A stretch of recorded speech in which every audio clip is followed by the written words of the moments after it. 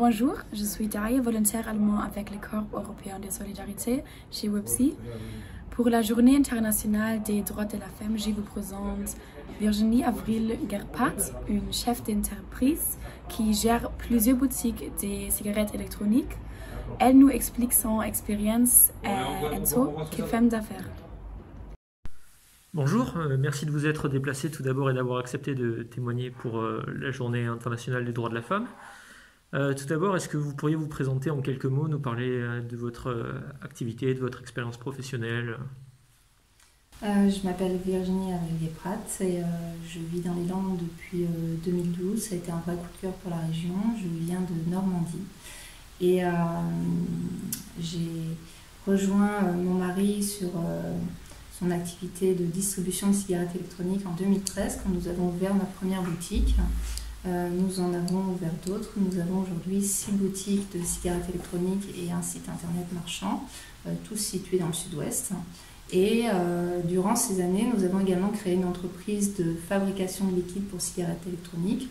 Aujourd'hui, mon mari dirige l'entreprise de fabrication de liquide et moi, je dirige le réseau de magasins qui est en développement. D'accord. Et pour parler un petit peu de façon contextuelle, face à la crise sanitaire qu'on connaît maintenant depuis quasiment un an, voire un peu plus même, comment ça vous a impacté? Qu'est-ce que vous avez fait, qu'est-ce que vous avez pu faire durant cette crise pour continuer votre activité le plus normalement possible? Nous adapter encore et toujours, nous adapter au premier confinement, nous adapter aux nouvelles mesures sanitaires, assurer notre approvisionnement puisque l'essentiel de nos matériels vient de Chine et qu'il y a eu des périodes assez compliquées d'embargo et de fermeture des frontières. Aujourd'hui, nous sommes dans une période un petit peu particulière de fermeture des centres commerciaux de plus de 20 000 m². Nous avons 5 de nos magasins qui sont situés en centres commerciaux, 3 sont fermés actuellement. Auparavant, nous avons pu ouvrir parce que notre secteur d'activité a été classé dans les produits de première nécessité, puisque nous sommes un outil de sevrage au tabac et qu'il n'était pas du tout envisageable de priver les vapoteurs de cigarettes électroniques. Ça aurait été les condamner à retourner chez le buraliste. D'accord. Et est-ce que vous avez eu à faire face à des moments particuliers plus difficiles que d'autres durant cette période? Non, il n'y en a pas eu de plus difficiles que d'autres. Rien n'est simple, il faut être sur tous les fronts, il faut être à l'écoute de ses équipes, il faut être à l'affût des annonces du gouvernement, il faut être attentif aux aides auxquelles on peut prétendre, même si il y en a peu pour nous, puisque nous n'avons pas été sous le coup d'une interdiction d'ouvrir lors des confinements. Il faut être également au service des clients et nous avons fait tout notre possible pour continuer d'accueillir nos clients et de faire travailler nos collaborateurs dans des conditions optimales. Ça a beaucoup bouleversé notre façon de travailler, le Covid, puisque assez rapidement, avant l'annonce du premier confinement il y a un an, nous avons cessé les tests de nos produits en magasin. Et c'était essentiel en fait dans notre façon de travailler, c'était une étape incontournable que de goûter les saveurs, de tester les liquides pour que les personnes puissent déterminer ce qui leur convenait le mieux. Et nous nous sommes adaptés, les clients ont compris et tout se passe le mieux possible. Nous avons, je pense, de la chance par rapport à d'autres secteurs d'activité tels que la restauration ou l'événementiel. Même si nos chiffres sont fortement impactés, nous tenons la barre. Et aujourd'hui, nous avons des projets pour 2021, des projets de développement, des projets d'ouverture de magasins. Et cette pandémie n'a pas remis en question ces projets. Au contraire, je pense qu'on est plus déterminés que jamais à pérenniser notre activité. D'accord. Et est-ce que vous avez observé des modifications de clientèle, par exemple, en termes de représentation, je veux dire, durant la crise? Ou des modifications au niveau des salariés? Dans un premier temps, nos équipes étaient très inquiètes cette épidémie. On l'était tous, hein, au niveau personnel pour aller faire nos courses, au niveau professionnel pour venir travailler.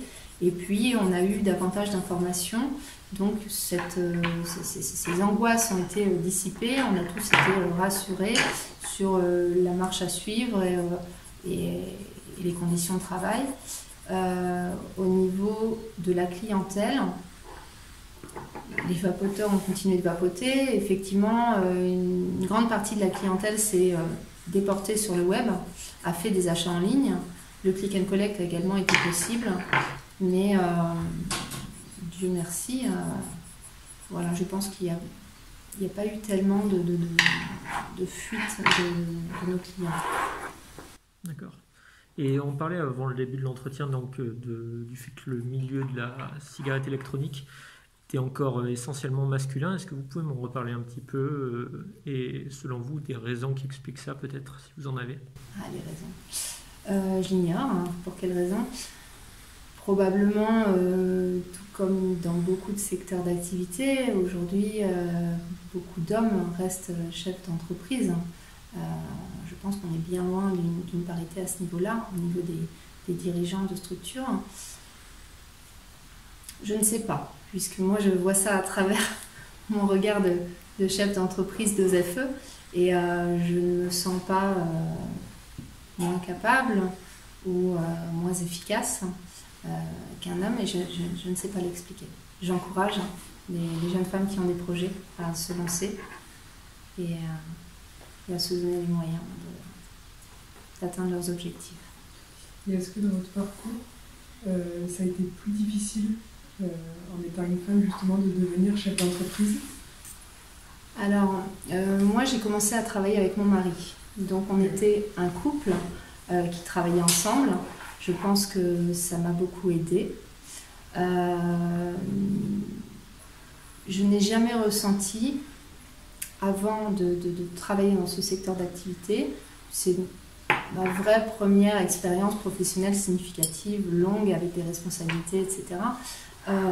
C'est la première fois que j'ai ressenti le sexisme, que j'ai été témoin à mon égard de propos, d'agissements, c'est-à-dire qu'à un moment donné, vous êtes en entretien professionnel avec un prestataire, avec un client, et ce n'est pas à vous qu'on parle, ce n'est pas vous qu'on regarde, c'est exclusivement l'homme qui est à côté de vous, et vous comprenez au bout d'un moment que c'est parce que c'est un homme, même si vous êtes en train de discuter d'aspects professionnels dont vous avez la charge.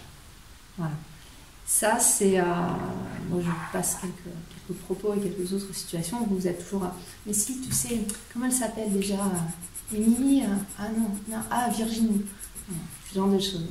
Vous passez plus inaperçu, on a eu l'occasion de faire des salons professionnels.